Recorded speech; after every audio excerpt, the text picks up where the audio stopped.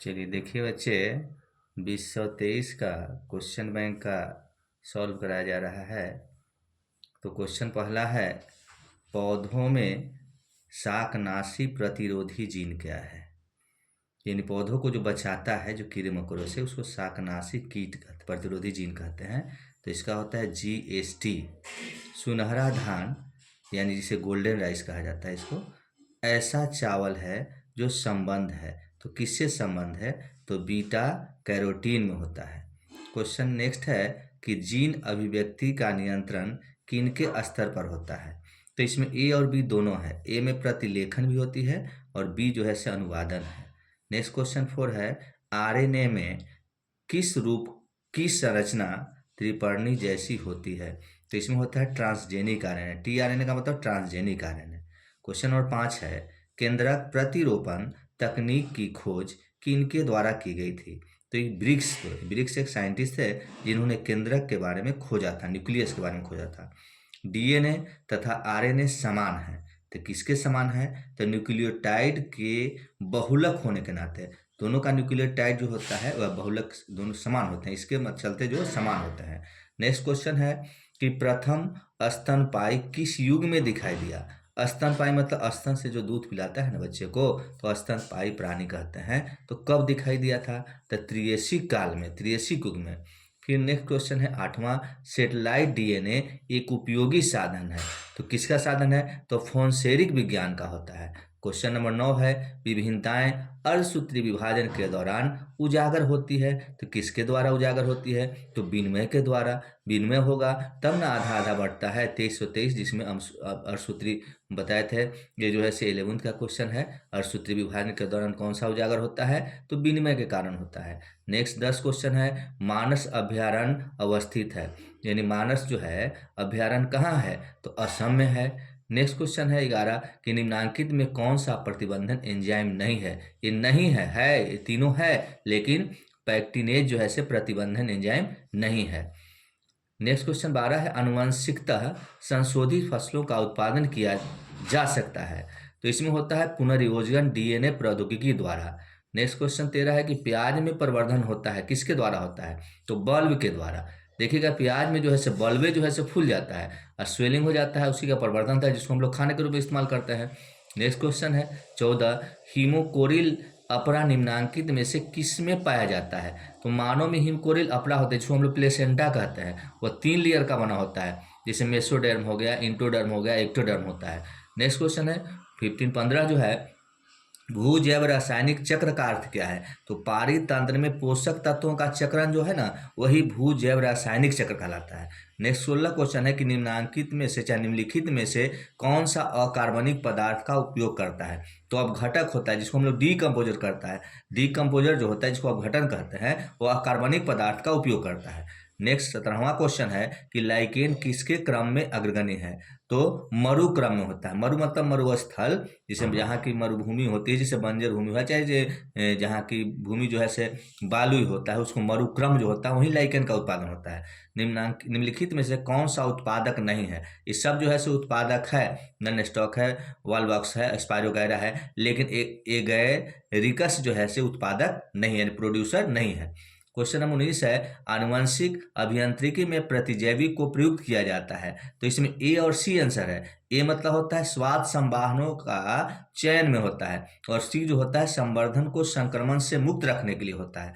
Next 20 question है, एगारोल jail पर अलग किए गए डीएनए के टुकड़े को किसको रंगने के बाद देखा जा सकता है? तो इसका आंसर होता है इथिडियम ब्रोमाइड। इथिडियम ब्रोमाइड का अगर लेप चढ़ा देते हैं डीएनए पर, तो उसके टुकड़े को रंगने का पता चल जाता है। नेक्स्ट क्वेश्चन 21 है, समयुग्मक पाए जाते हैं, तो समयुग्मक कहाँ पाए जाते हैं? तो ये जो होता है क्लेडोफोरा में होता है, जैसे मेढक में भी नहीं होता है, फ्यूकस में नहीं होता है, पक्षी में नहीं होता है, तो पाए किस में जाते हैं समयुग्मक? तो क्लेडोफोरा में होता है।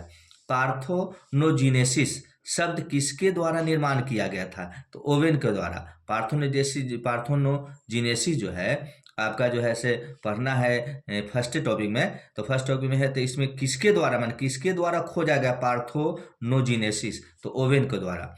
नेक्स्ट क्वेश्चन है 23, पैरामेशियम में किस प्रकार का द्विविभाजन होता है?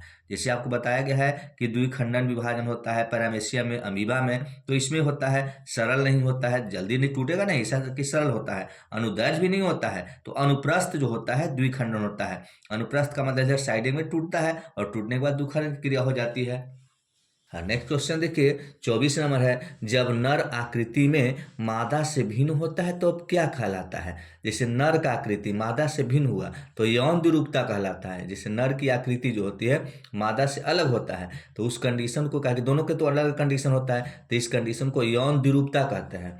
नेक्स्ट क्वेश्चन 25 है, गर्भ निरोधक गोली में मौजूद प्रोजेस्टेरॉन किस कार्य के लिए होता है। तो अंडोत्सर्ग को रोकने के लिए, अंडोत्सर्ग को रोक देता है जिसके माध्यम से जो है प्रोजेस्टेरॉन का निर्माण नहीं हो पाता है। एक शुक्राणु का सीधा अंडाणु में प्रवेश कराने की विधि को क्या कहते हैं। तो ICSI है ना, इंटर जैसे कोर्स के माध्यम से उसको प्रवेश कराया जाता है, इसको कहते हैं ICSI। नेक्स्ट क्वेश्चन है, एम्नियोस्टेनेसिस एक प्रक्रिया है। तो एम्नियोस्टेसिस क्या कहता था, भ्रूण में किसी आनुवंशिक रोग का निर्धारण के लिए, भ्रूण में देखा जाता है कौन सा रोग है, जेनेटिक है कि नहीं है, तो आनुवंशिक रोग के निर्धारण के लिए एम्नियोस्टिक एक प्रक्रिया है कराई जाती है, बच्चों को भ्रूण को जांच कराई जाती है। नेक्स्ट क्वेश्चन है 28, जननांग समस्या किनके द्वारा फैलने वाला STD है। STD का मतलब होता है सेक्सुअल ट्रांसमिटेड डिजीज कहते हैं। तो जननांग में, जननांग का मतलब होता है जनन अंग, जैसे यूट्रस में या पेनिस में फैलने वाला जो STD है वह कौन है। तो इसका आंसर होगा पैपिलोमा विषाणु के माध्यम से होता है। क्वेश्चन नंबर 29 है, टी लिम्फोसाइट किसमें उत्पन्न होता है। तो अस्थि मज्जा में होता है, अस्थि मज्जा होता है जिसको बोन मैरो कहते हैं अस्थि मज्जा, उसी में क्या होता है टी लिम्फोसाइट उत्पन्न होता है। नेक्स्ट 30वां क्वेश्चन है, विनिमय किस अवस्था की विशेषता है। तो पैकेटिन होता है। निम्न में से कौन सी अगुणित संरचना है, जिसमें गुणित यानी जैसे गैमेट का निर्माण नहीं होता है, तो अगुणित संरचना जो है अंडाणु है और युग्मक है। युग्मनक तो गुणित है, लेकिन ये दो संरचना है अंडाणु और युग्मक, ये इसका आंसर होगा D, B और C दोनों है, ये जो है अगुणित संरचना है, इससे गैमेट्स का निर्माण नहीं होता है। क्वेश्चन नंबर 32 है, निम्नांकित में से कौन सी विलुप्त प्राय प्रजाति है। विलुप्त प्राय मतलब धीरे धीरे जो है एकदम निकट है विलुप्त के कगार पर, तो इसका आंसर होगा आपका D है, इसमें B और C है, तो टिकोमा और इकजोरा जो है। उसके बाद समकार्य संरचनाएं किसके परिणाम स्वरूप हैं। तो इसमें होता अभिसारी विकास के। उसके बाद जावा कपी जो है, कपी जो बंदर, मानव की कपाल क्षमता थी, मानव की कपाल क्षमता जो जावा जो बंदर था उसकी कपाल क्षमता क्या थी, तो 900 सीसी था।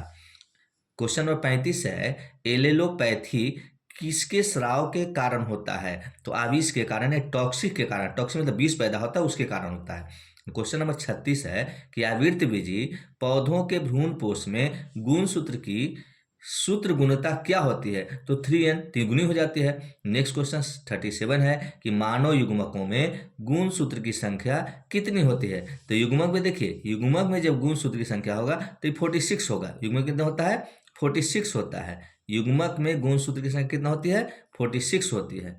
जब युग्मक होगा तो उसमें गुण, अगर यही दिया हो रहता है एन होता, हेप्लॉयड होती तो 23 होता, लेकिन यहाँ तो डिप्लॉयड है तो कितना हो जाएगा, 46 होगा।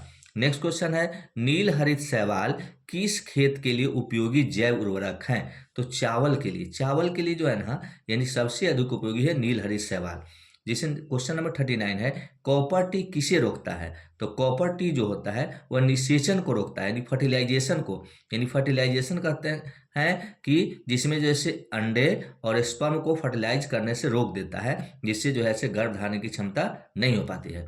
क्वेश्चन नंबर 40 है 40, रेट्रो विषाणु निम्न में से किस बीमारी का रोगजनक है। तो एड्स का होता है, जिसको हम बताए हैं एक्वायर्ड इम्यूनोडिफिशियेंसी सिंड्रोम, यानी एड्स के बारे में कहा जाता है कि 2.5 अक्षर का मेरा नाम जिसको डस लूं ले लूं जान। तो रेट्रो विषाणु के कारण पता चलता है। नेक्स्ट क्वेश्चन है, बाह्य स्थानीय संरक्षण का उदाहरण क्या है। तो इसमें बीज बैंक होता है, यानी जिसके बीज बैंक के माध्यम से हम लोग संरक्षण करते हैं। जैसे बैंक होती है, बैंक में हम लोग सुरक्षित रखते हैं और उसके माध्यम से ट्रांसफर करके संरक्षण करते हैं। नेक्स्ट क्वेश्चन 42 है, ग्राफियन पुटक पाया जाता है। तो ग्राफियन पुटक कहाँ होता है, तो मादा मानव के अंडाशय में जो पाई जाती है उसको ग्राफियन पुटक कहते हैं। नेक्स्ट क्वेश्चन है 43, जलमग्न पौधों में रंध्र रहते हैं तो कहाँ रहते हैं? किसी भी सतह पर नहीं होते हैं, सतह में नहीं रहते हैं, यानी कहाँ रहते हैं? तो किसी भी सतह पर नहीं होते हैं, माने सतह के बाद नहीं होते हैं, वो सब जगह यानी इधर से उधर बिखरे रहते हैं। नेक्स्ट क्वेश्चन है 44 है, सोम क्लोन विविधता किनके द्वारा प्राप्त की जाती है? तो ऊतक संवर्धन, इसको टिश्यू कल्चर के माध्यम से हम सोम क्लोन को प्राप्त कर सकते हैं। नेक्स्ट है, रानी मधुमक्खी निषेचित अंडे से उत्पन्न होती है तथा उसका लार्वा खाता है, तो किसको लार्वा खाता है? तो रॉयल जेली जो होता है ना, जेली मतलब होता है सॉफ्ट लिक्विड प्रोसेस होता है, उसी को खाकर जो है ना यानी जो है से रहती है। कुक्कुट चेचक का कारण है, तो विषाणु के कारण होता है, तो कुक्कुट में भी चेचक की बीमारी होती है, तो यह जो विषाणु के कारण होता है, और वो उस कुक्कुट को अगर मनुष्य खा लेता है तो उसमें भी चेचक की बीमारी हो जाती है। क्वेश्चन नंबर 47 है, स्वबहुगुणिता कृत्रिम रूप से प्रेरित की जाती है, तो इसमें है कॉर्लिचिसिन द्वारा होता है। 48 क्वेश्चन है कि भोजन की विषाक्तता किनके कारण होती है? तो इसको क्लोस्ट्रीडियम के कारण होता है। क्लोस्ट्रीडियम के अंदर भोजन विषाक्त हो, जैसे डिब्बे बंद भोज्य पदार्थ होते हैं, जब उसको हम लोग खाते हैं तो क्लोस्ट्रीडियम जीवाणु हमारे एब्डोमेन में चले जाते हैं, जिससे बीमारी होती है। क्वेश्चन नंबर 49 है, रक्त में प्रतिरक्षी किनके द्वारा स्रावित होते हैं? तो लिम्फोसाइट के द्वारा होता है। नेक्स्ट है क्वेश्चन नंबर 50, निम्नांकित में से कौन सा समयास्मात्मक जलीय जंगली घास है? तो जलकुंभी जो है जलीय जंगली घास है, जल में है लेकिन जंगल है, यह जो है बंगाल के आतंक भी कहते हैं, और ठहरे हुए पानी में ऑक्सीजन खींचने का भी काम कर देता है। तो जलकुंभी जो है जैसे पश्चिम बंगाल के लिए कहा जाता है ना कि यह जो है टेरर ऑफ बंगाल, यानी बंगाल का आतंक है, तो कौन है? तो जलकुंभी। 51 है, बूंद संक्रमण क्या है? तो निमोनिया जो होता है। निमोनिया में क्या होता है कि बच्चों में हंफने की बीमारी हो जाती है, गले से खरखराहट की आवाज होती है, तो बूंद संक्रमण कहते हैं। एक क्वेश्चन है 52 है, इको आरआई प्रतिबंधन एंजाइम डीएनए के किस अनुक्रम को काटता है? तो GAA-TTC, यानी गुआनिन, एडेनिन, थाइमिन और साइटोसिन।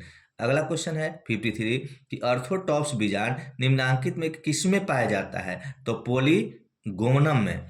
नेक्स्ट क्वेश्चन है 54, शुक्राणु का संलयन किनके द्वारा होता है? तो पूंछ के द्वारा होता है, पूंछ के माध्यम से तैरते हुए आगे की ओर बढ़ता है, उससे संलयन होता है। क्वेश्चन नंबर 55 है, निम्नांकित में से किस रंध्र तथा जड़ों का अभाव रहता है? किसमें रंध्र और जड़ का अभाव होता है? हाइड्रिला एक ऐसा पौधा है जिसमें रंध्र की भी अभाव होता है, पोर स्पेस भी नहीं पाए जाते हैं, और उसमें जड़ का भी अभाव होता है। नेक्स्ट क्वेश्चन है 56 है, यानी 56 नंबर क्वेश्चन है, मृदु जलीय तालाब में उर्वरक डाले जाने से क्या होता है? तो सुपोषण होता है, यानी पोषक तत्व की कमी होती है, उससे पूर्ति हो जाती है।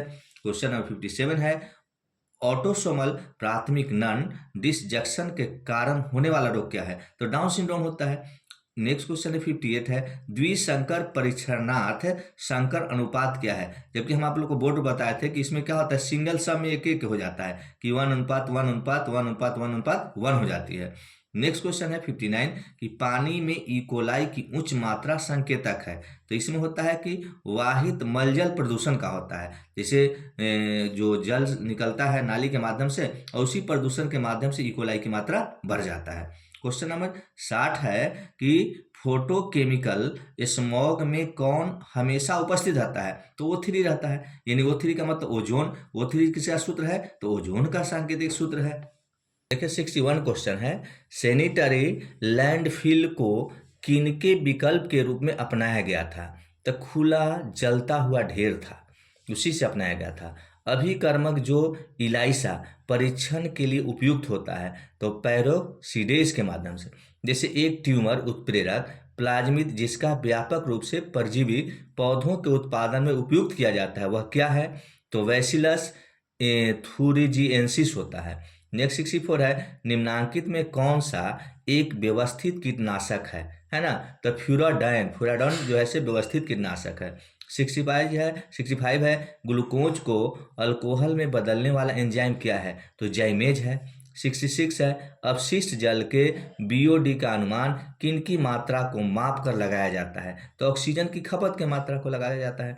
67 है, मेमोरी कोशिका का निर्माण किस में होता है? तो लिम्फोसाइट में होता है। 68 है, निम्नलिखित में कौन सा आनुवंशिक बीमारी नहीं है? आनुवंशिक मतलब जीनेटिक बीमारी नहीं है, तो आपका सिस्टिक फाइब्रोसिस है, हीमोफीलिया है, थैलासीमिया है, तो क्रेटिनिज्म जो है सो जीनेटिक बीमारी नहीं है। 69 है, निम्नांकित में किस समूह में अगुणित पादप शरीर होता है? तो ब्रायोफाइट्स का होता है। लास्ट क्वेश्चन है, 70 क्वेश्चन है ऑब्जेक्टिव का। पिस्टिलेट शब्द का प्रयोग किया गया था, तो एक लिंगी स्त्री पुष्प के लिए यानी पिस्टिलेट का प्रयोग किया गया था। अब देखिएगा 2 नंबर का क्वेश्चन है, तो इस क्वेश्चन में दिए हुए है, पहला क्वेश्चन है प्लाज्मिड के बारे में, तो देखिए इसको समझा देते हैं, है ना, क्या क्या है, तो थोड़ा सा इसमें देख लिया जाए। प्लाज्मिड P3, तो इस फिगर के माध्यम से यहाँ दिखलाया गया है ना। फिगर जो है से देखिए, प्लाज्मिड का है PB3R322 की संरचना बनाया गया है इकोराई के माध्यम से। तो इस फिगर के माध्यम से हम इसको जो है से फिगर बना देंगे, 2 नंबर का क्वेश्चन जो है से इसको मिल सकता है, नहीं डीलिंग हो सकता है। अब नेक्स्ट क्वेश्चन है, आप देखिएगा कि एडिनोसिन डीमेजिज पर संक्षिप्त निपल है, तो यहाँ लिखा हो कि एडिनोसिन डीमेजिज एक एंजाइम है जो एडिनोसिन के भोज्य पदार्थों से प्राप्त कर न्यूक्लिक अम्ल में बदल देता है। नेक्स्ट क्वेश्चन है, प्रोटीन संश्लेषण पर उत्परिवर्तन का क्या प्रभाव होता है? सो साइलेंट म्यूटेशन का एक रूप जो अमीनो एसिड में बड़े बदलाव के कारण नहीं बनता है, जिसके कारण प्रोटीन सक्रिय और कार्यात्मक रहता है तथा प्रोटीन संश्लेषण होता रहता है। नेक्स्ट क्वेश्चन है, जैव आवर्धन पर एक टिप्पणी लिखें। तो एक खाद्य श्रृंखला में उत्तरोत्तर उच्च स्तर पर जीवों के उर्वरकों में एक पदार्थ जैसा कीटनाशक की मात्रा में वृद्धि हो जाए तो इसे बायोमैग्निफिकेशन या जैव आवर्धन कहा जाता है। नेक्स्ट क्वेश्चन है, बीटी कपास के पर संक्षिप्त टिप्पणी लिखें। तो बीटी पर आपका लिखा हुआ है, बीटी कपास के बारे में बता दिया गया है कि बीटी टॉक्सिन जो होता है उसमें क्या होता है कि बीटी कपास की जो पत्तियां होती है, कोई भी कीट उस पर बैठते हैं या उसको भक्षण करना चाहते हैं तो स्वयं कीट जो है उसी में चिपक जाते हैं और उन क्या होता है डैमेज हो जाते हैं, जिससे बीटी के पास सुरक्षा बच पाता है। क्वेश्चन नंबर नेक्स्ट है कि संक्षिप्त में GIFT तकनीक का वर्णन करें। तो GIFT का पूरा नाम है गैमीट इंट्राफिलोपियन ट्रांसफर, जो गर्भ निरोधक की आधुनिक तकनीक है, यानी गर्भ रोकने का आधुनिक तकनीक जो है वह GIFT है। वास्क्यूम तकनीक द्वारा शुक्राणुओं को अंडाणुओं को पीछे कैथेटर में संग्रहित कर फर्टिलाइजेशन कराया जाता है। नेक्स्ट क्वेश्चन देखिएगा, जैव प्रबलीकरण से आप क्या समझते हैं? तो बायोफोर्टिफिकेशन चयनात्मक प्रजनन के माध्यम से आवश्यक पोषक तत्वों के उच्च स्तर के लिए मुख्य फसलों के लिए प्रजनन की प्रक्रिया जो है ना, जिसे गोल्डन राइस का प्रयोग करते हैं हम लोग उसका। नेक्स्ट क्वेश्चन है कि क्लोनिंग संवाहक को परिभाषित करें। तो क्लोनिंग वेक्टर DNA का एक छोटा टुकड़ा होता है जिसे एक जीव में स्थिर रूप से बनाए रखा जा सकता है। या क्लोनिंग वेक्टर एक वायरस हो सकता है या जीवों में DNA ही हो सकता है। नेक्स्ट क्वेश्चन है, जीन उत्पत्ति में जीन का ट्रांसफर कैसे होता है? तो जीन के ट्रांसफर करने के लिए क्या करते हैं हम लोग? जीनेटिक ट्रांसफर, जैसे gene is the unit of inheritance. Gene क्या है? जीवों का मात्रक है और जीन को हम लोग ट्रांसफर करते हैं। अगर जीन को ट्रांसफर नहीं करेंगे तो नए गैमेट्स का निर्माण नहीं होगा। जैसे अगर जेनेटिक इन्फेक्शन होगा तो उधर हम लोग क्या क्रॉसिंग करा के जीन को ट्रांसफर करते हैं। जैसे आप तो जानते हैं कि 6 अगस्त 1945 को हिरोशिमा में बम गिरा, फिर 9 अगस्त 1945 को नागासाकी में बम गिरा, जिसके माध्यम से जीन का क्या होगा, यानी जीन में थोड़ा सा चेंजिंग आ गई, बदलाव आ गए, जिसके कारण वहाँ के बच्चे जो है आज भी विकलांग जन्म लेते हैं। तो उसको हमारी गवर्नमेंट ने, हमारी सरकार ने क्या कि जीन को ट्रांसफर करने का तकनीक अपनाया है। नेक्स्ट क्वेश्चन है, जैव विविधता के संरक्षण बताएं। तो ये देखिएगा, जैव विविधता, जैव संरक्षण के हर जगह विविधता है। चाहे आप कहीं भी जाइए, कुछ दूरी पर क्या होता है जीव में चेंजिंग हो जाती है। तो हर जंगल में एक समान के जीव नहीं पाए जाते हैं हर जगह। जैसे अमेरिका के लोगों को देखिए और भारत के लोग का अंतर देखिए, अमेरिका के एनिमल्स को देखिए, भारत के एनिमल्स को देखिए, सब में चेंजिंग होता है, सब में बदलाव होती है। तो इसको हम लोग क्या करते हैं, जीवों में विविधता करते हैं, चेंजिंग करते हैं। अगला क्वेश्चन है कि जलीय पौधों को पारिस्थितिक अनुकूलन का वर्णन करें। तो हाइड्रोफाइट्स में एक विशेष अनुकूलन होता है जो उन्हें पानी में जीवित रहने में मदद करते हैं। और सभी जलीय पौधों में स्पंजी ऊतक होता है जो तनों, जड़ों तथा पत्तियों में वायु स्थान बनाता है। रूट हेयर तथा रूट कैंप नहीं होता है, जिससे रूट भी हेयर भी नहीं होता है, कैंप भी नहीं होता है, यानी स्टोमेटा भी नहीं होते हैं। नेक्स्ट क्वेश्चन आपको देखिएगा कि अंतः प्रजनन से आप क्या समझते हैं? तो आपको बताया जाता है एक बाह्य प्रजनन होता है, एक अंतः प्रजनन होता है। जब यानी प्रजनन मादा शरीर के बाहर हो तो उसको क्या कहते हैं, बाह्य प्रजनन कहते हैं। जैसे मेढक में होता है, मछली में होता है, तो बाह्य प्रजनन होता है। और जब मादा शरीर के अंदर होता है तो उसको अंतः प्रजनन कहते हैं। तो इंटरनल फर्टिलाइजेशन भी कह सकते हैं या अंतः प्रजनन भी कह सकते हैं। जैसे मनुष्य में अंतः प्रजनन होता है, गाय में अंतः प्रजनन होता है, भैंस में अंतः प्रजनन होता है, कुतिया में अंतः प्रजनन होता है। तो अंतः प्रजनन में इंटरनल फर्टिलाइजेशन होता है। एक्सटर्नल मतलब बाहरी प्रजनन हो गया, और इंटरनल मतलब अंतः प्रजनन होता है। नेक्स्ट क्वेश्चन देखिएगा, टी और बी लिम्फोसाइट है, टी लिम्फोसाइट और बी लिम्फोसाइट। तो याद रखिएगा कि यह जो है ना, बी लिम्फोसाइट शरीर में प्रवेश कराने वाला वायरस है, बैक्टीरिया से लड़ने के लिए एंटीबॉडी का उत्पादन करता है। और टी लिम्फोसाइट स्व शरीर की कोशिकाओं पर कार्य करते हैं तथा कैंसर जैसे बीमारी से बचाते हैं। यानी टी लिम्फोसाइट कैंसर जैसी बीमारी को बचाता है। क्वेश्चन नंबर 14 देखिएगा कि सार्कोमा से आप क्या समझ, सार्कोमा एक प्रकार का कैंसर है। देखिए कैंसर में जैसे पहले के लोग डायरेक्ट कैंसर डॉक्टर लोग लिख लेते थे, लेकिन आज के डॉक्टर लोग कैंसर में वैसे नाम लिखते हैं ताकि पेशेंट को पता नहीं चले, और पेशेंट को अगर पता चल जाता है कि हमें कैंसर हो गई है तो उसकी मौत जल्दी हो जाती है। तो उसे बचाने के लिए डॉक्टर नए नए टेक्निक अपनाया है। किसी में सार्कोमा लिखता है, किसी में ल्यूकोमिया लिखता है, किसी में ल्यूकोरिया लिखता है। ये तो कैंसर जो होता है, सार्कोमा एक प्रकार का कैंसर है जो हड्डियों और संजीवी ऊतक में होता है। नेक्स्ट क्वेश्चन देखिएगा, लिंग गुणसूत्र पर टिप्पणी। तो लिंग गुणसूत्र में ऐसे जीन होते हैं जो किसी जीव में जैविक लिंग का निर्धारण करते हैं। जैसे एक्स और एक जोड़ी सेक्स क्रोमोसोम्स हैं, समझे ना। जैसे स्त्रियों में एक्स एक्स होता है, जबकि पुरुष में एक्स वाई होती है। जैसे महिला में एक्स एक्स क्रोमोसोम्स होते हैं और पुरुष में एक्स वाई क्रोमोसोम्स होते हैं। नेक्स्ट क्वेश्चन देखिएगा कि अपरा पर एक संक्षिप्त। तो अपरा को हम लोग प्लेसेंटा कहते हैं। तो प्लेसेंटा एक ऐसा अंग है जो गर्भावस्था में महिलाओं को गर्भ धारण करने में विकसित होती है। नेक्स्ट होता है जल परागन से आप क्या समझते हैं। तो जल के माध्यम से होने वाले पराग को हम लोग क्या कहते हैं, जल परागन कहते हैं। तो जितने भी जल में पाए जाने वाले पौधे होते हैं उसमें क्या होता है, जल परागन। जैसे हाइड्रिला के जल परागन होता है, कमल से जल परागन होता है, सिंघारा का जल परागन होता है। तो जलीय पौधा का जो परागन होता है जल के माध्यम से होता है। पुनरावृत्ति सिद्धांत से आप क्या समझ, पुनरावृत्ति मतलब पुनः बदलाव, यानी जीवों में धीरे धीरे चेंज हुआ। जैसे मनुष्य का उत्पत्ति हुआ था बंदर से, तो बंदर धीरे धीरे चेंज करते करते अब पुनरावृत्ति आ गए, नए सिद्धांत के अनुसार आ गए। उसी प्रकार से होता है आबादी घनत्व से आप क्या समझते हैं, उसका परिभाषा देना है। तो आबादी किसी भौगोलिक क्षेत्र में रहने वाले जीवों की जो जनसंख्या होती है वही जो है आबादी घनत्व कहलाता है, और जिसे प्रति इकाई क्षेत्र व्यक्तियों में संख्या के रूप में व्यक्त किया जा सकता है। और एमटीपी पर संक्षिप्त टिप्पणी लिखना है। तो एमटीपी का मतलब होता है मेडिकल टर्मिनेशन ऑफ प्रेगनेंसी, यानी गर्भ में पल रहे बच्चे को यानी 85 दिन में ही जो है से उसको वर्ष करा देना, गर्भपात कराना क्या कहलाता है, एमटीपी कहलाता है। और एक ऐसी तकनीक होता है जो रासायनिक विधि से हमें गर्भ को समापन करने का तरीका कहते हैं, जिसको वर्षण भी कहते हैं, गर्भपात भी कहते हैं, जिसको एमटीपी कहा जाता है, मेडिकल टर्मिनेशन ऑफ प्रेगनेंसी। यानी गर्भ में पल रहे भ्रूण जो होता है, यानी परिपक्व होने से पूर्व ही उसको 90 दिन से पहले यानी लगभग 85 दिन के अंतराल में उससे क्या करो, वर्ष करा देना, समाप्त कराना, एमटीपी कहलाता है। अब देखा जाए दीर्घ उत्तरीय प्रश्न है। तो दीर्घ उत्तरीय प्रश्न में जो है डीएनए प्रतिकरण किस तरह का होता है। तो डीएनए का विधि का वर्णन करना है। तो डीएनए का विधि होता है, तो डीएनए का सबसे पहले फिगर बना देंगे, डबल स्टैंड का फिगर बना देंगे और उसी का पूरा लिख देंगे, जो आपको लोग को लिखाया गया है डीएनए उसी को लिख दीजिएगा, डीएनए का फिगर पूरा बना देना है। अब नेक्स्ट क्वेश्चन है निम्नांकित का वर्णन करें। संक्षिप्त में वर्णन करने के लिए आता है। तो संक्षिप्त में वर्णन करने के लिए देखिएगा, तो जैसे आपका जो है से पहला है जेल इलेक्ट्रोफोरेंसिस। जैसे 2.5 नंबर का क्वेश्चन आता है, तो इसके माध्यम से डीएनए आरएनए प्रोटीन संश्लेषण, तो इसमें आरएनए डीएनए का फिगर बना के थोड़ा सा उसको डिफिनेशन कर देना हो जाता है। नेक्स्ट है जीन थेरेपी, कैसे जीन है, जैसे जीन के बारे में यानी पूरा थेरेपी में जिसे आपका जो जीन का जो फिगर बना के बताएगा उसको जीन थेरेपी को लिख देना है। नेक्स्ट है निम्नलिखित प्रश्न में से आप क्या समझते हैं। तो देखिए नेक्स्ट क्वेश्चन है कि प्रसव से आप क्या समझते हैं।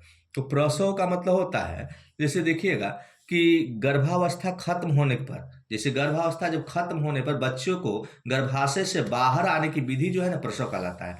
जैसे बच्चे जब बाहर आते हैं, जैसे मान लीजिए टाइम 270 डेज पूरा हो जाता है, यानी तो 270 डेज के बाद जो है जब क्या होता है पार्टिसिपेशन होता है, पार्टिसिपेशन में यानी क्या होता है, एक रिलैक्सिन हार्मोन रिलीज होता है, और रिलैक्सिन हार्मोन के बाद सबसे पहले क्या होता है, वाटर बैग रिलीज होता है। वाटर बैग के साथ जो है से बच्चे रिलीज होते हैं। तो उस जो रिलीज में जैसे बाहर आने की क्रिया जो होती है उसको क्या कहते हैं, प्रसव कहते हैं। इन विधि में बच्चा जो होता है योनि के माध्यम से नीचे आता है और पैदा हो जाता है, जो धरती पर आ जाती है। उसी प्रकार से दूसरा चीज है आपका लिखा हुआ है कि प्रतिस्थापन उत्परिवर्तन में, तो प्रतिस्थापन म्यूटेशन की एक इम्यूनो अम्ल को परिवर्तन और पॉलीपेप्टाइड में परिवर्तन हो जाता है। जैसे फ्रेम विस्थापन, म्यूटेशन में कोडोन की भाषा विस्थापन स्थान से आगे की ओर बदल जाती है, जिसके कारण अमीनो अम्ल का क्रम पॉलीपेप्टाइड में परिवर्तन हो जाता है। नेक्स्ट क्वेश्चन है मरुक्रम। मरुक्रमक की विभिन्न चित्र बनाना है। मरुक्रम मतलब जैसे मरुक्रम उन स्थानों पर होता है जहां जल का अभाव होता है, जैसे मरुस्थल में देखिएगा जल का अभाव होता है, कहीं कहीं पानी मिलती है जिसको हम लोग मरुधान कहते हैं, तथा वातावरण शुष्क होता है, एकदम शुष्क होता है, वहां कटीले झाड़ी उत्पन्न होते हैं जैसे बबूल है, कैक्टस है, और विभिन्न अवस्थाओं में जैसे इसका स्टेज बनाया हुआ फिगर जो है, तो बालू की तरह रेत बना देना है थोड़ा थोड़ा जो है से, यानी कैक्टस नागवानी के पौधा जो है एरो का चीज बना के दर्शा देना है, इसी को मरुक्रम कहते हैं। नेक्स्ट क्वेश्चन है कि मानव वृक्क का अनुप्रस्थ काट का नामांकित चित्र बनाए। ये तो 11th का क्वेश्चन है, फिर भी जो है से आप लोग देख लिए मानव वृक्क का किडनी का जो चित्र बनाए थे 11th के जो आपका टॉपिक में, तो उसको देख लीजिएगा। मानव वृक्क का यानी किडनी का एक अनुप्रस्थ किडनी, वृक्क मतलब होता है किडनी, तो मनुष्य में 2 किडनी होते हैं, एक लेफ्ट और एक राइट किडनी होती है। तो किडनी का काम है यानी यूरिन को छानना, मूत्र को छान कर फिल्ट्रेट करके साफ करके, और जैसे हम लोग पानी पीते हैं तो पानी की कुछ मात्रा को छान लेता है, और वास्ट मटेरियल जो होते हैं यूरिन को क्या करता है, यूरेथ्रा में जमा कर देता है, और जब यूरेथ्रा जो है से फुल हो जाती है, भर जाती है, तो उसको जो है से पेनिस के माध्यम से रिलीज कर देता है। तो इसको ब्रिक, तो उसको अनुप्रस्थ काट जो होता है ना, सिंगल एक ब्रिक का जो है ना, यानी फिगर बना देना है, जबकि आपको फिगर बनाकर दिखलाया गया है। नेक्स्ट क्वेश्चन है निम्नांकित पर संक्षिप्त टिप्पणी लिखना है। जैसे कीट परागन, तो आपका परागन बताया गया कि परागन क्या है, तो पराग कण के पराग कोश से वर्तिकाग्र पर जमा होने की क्रिया को परागन कहते हैं। तो परागन तो कई एक प्रकार से होता है, एक स्वयं परागन होता है, पर परागन होता है, लेकिन पर परागन जो क्रिया होती है उसमें माध्यम होता है, उसका एजेंट होता है, उस माध्यम से ही पर परागन क्रिया होती है, तो उसमें एक कीट भी एक माध्यम होता है। तो कीट परागन जो होता है कुछ पुष्पों में परागन कीटों के द्वारा होता है, अतः ऐसे परागन को कीट परागन कहते हैं। तो कीट में जैसे मधुमक्खी आ गया, तितली आ गया इत्यादि के द्वारा जो है कीटों में कीट परागन होती है, यानी तितली के माध्यम से क्या होता है, कीट परागन होता है। एक है गुरु युग्मक जनन। गुरु युग्मक जनन का मतलब होता है जैसे ऐसे युग्मक, जैसे गुरु बीजाणु जनन के बारे में जो फिगर बताया गया है, तो उसको गुरु युग्मक जनन के बारे में लिख लेंगे, और लिख कर जो है ना कि गुरु युग्मक जनन जो होता है, जैसे आपका लघु बीजाणु जनक होता है, उसी प्रकार का लघु मतलब छोटा हुआ है, और गुरु मतलब होता है बृहद रूप होता है, जो आपका फिगर के माध्यम से बताया गया है उसको लिख लेना है। तो आप लोग अच्छे से तैयारी करते रहिए, हम बीच बीच में आपका क्वेश्चन भेजते रहेंगे, और जो जरूरत होगा आप मैसेज भेज दीजिएगा, हम उसका जवाब दे देंगे। ठीक है।